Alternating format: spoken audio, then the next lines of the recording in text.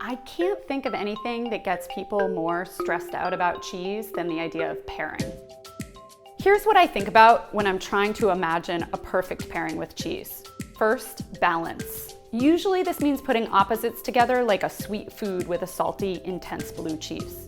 Number 2 is texture, a highly underrated element of pairing. Gooey, creamy, slippery cheeses need some crunch, and hard, crystally cheeses can be topped with something sticky or drippy. And number 3 for me is sugar, acid, heat. Cheese is all fat and protein, so I look to sweet, spicy, or acidic things to cut through the richness. Ultimately though, if you like it, it's a good pairing.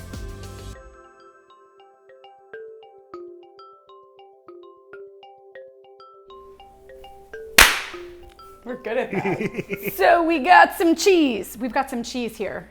And This is stinky. Sort of brie-like, but sort of not.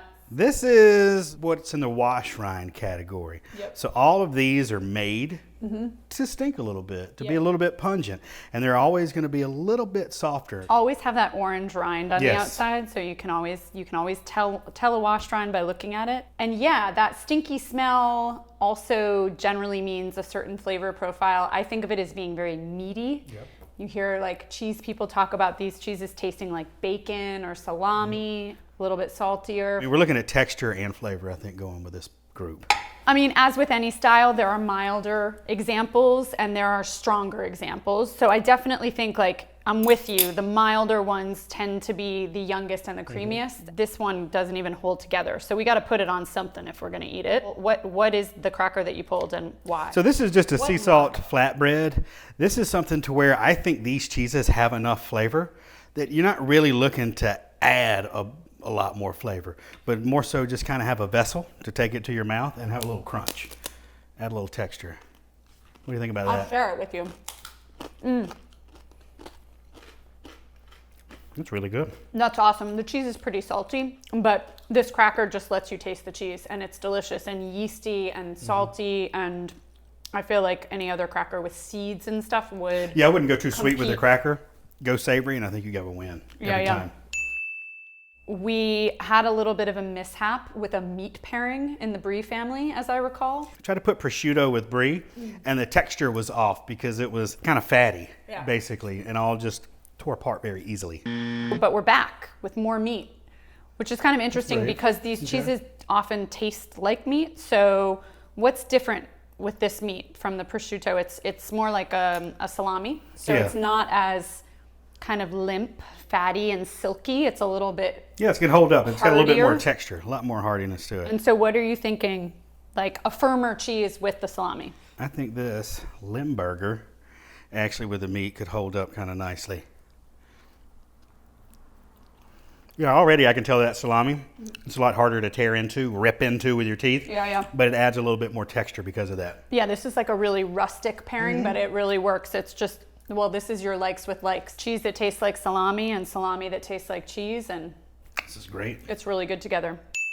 This is Limburger, and it's a cheese that is German in origin, but made now in the US in Wisconsin. And when I visited Wisconsin, the sandwich that they like to eat there, perhaps you've had it, is Limburger with raw onion and on like a dark bread, like a pumpernickel or a brown bread.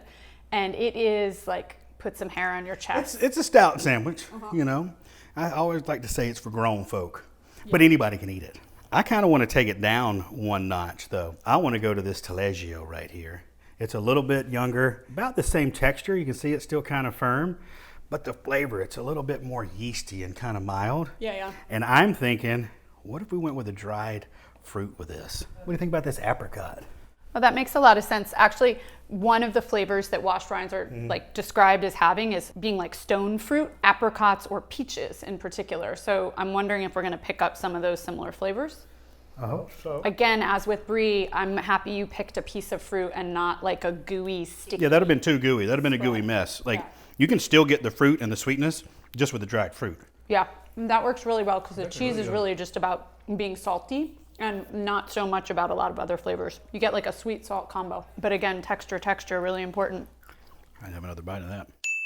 And then we have the last, like most intense washed rind. So generally these start to taste like caramelized onion, black olive, all those meaty flavors really concentrated. So where are we going? Let's break that up in our mouth with a pickle. Let's see if we have the salty vinegariness of the pickle. Yeah. Can kind of break up the flavor, because sometimes these cheeses can be a little bit fatty on the palate, or still rich. Yeah, on the palate. Whew. It needs something to cut it. This one also has cream added to it, so acid does the trick. It's perfect. It cuts right through like a knife. And this is like what I want a Limburger sandwich to be, only they use raw onion. If they use pickled onion, it would be an amazing sandwich. That's amazing, because I see what you're talking about now with the kind of meat flavor. Yeah. Where meat and pickles go well together. This little cornichon, this is dynamite with this guy. Yeah, totally. I think it makes the cheese tastier, which is to me the mark of a great pairing. We're still in the realm of creamy. We still sometimes need a vehicle for the cheese, something pretty neutral and crunchy, but it's looking like washed rinds do pretty well with savory pairings and really benefit from either similar flavors or acid to cut through that kind of stinky funky. Yeah, and if you're gonna add sweetness, have it with texture. Makes sense. All right. Onward. Boom.